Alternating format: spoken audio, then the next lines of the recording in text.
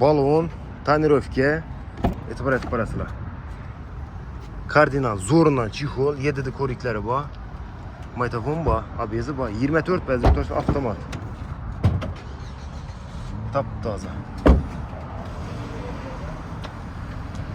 Arkada şunun kojadan chexollari bor, metani bor. Zapaskada даже yere tushmagan, laminat qilingan. Metan, tonirovka, balon, abez, magnitofon hamma ish tayyor. Mashinamiz sotuvda 9000 kira bergan, 24-yil style bo'ladi aziz yurtdoshlar. Sotuvda 9 oy ruxsati bor ekan tonirovkani. Narxini aytgan bo'lsak 160 million so'm, naqd pul bo'lsa beraman deb turibdilar. Krediti 33 million bilan chiqarib beramiz. Oylik to'lov, hurmatli obunachilar, 4 million 100 dan 5 yilga chiqadi. Avtomobilimizda kredit asosida, barter, naqd pul asosida xarid qilishlaringiz mumkin.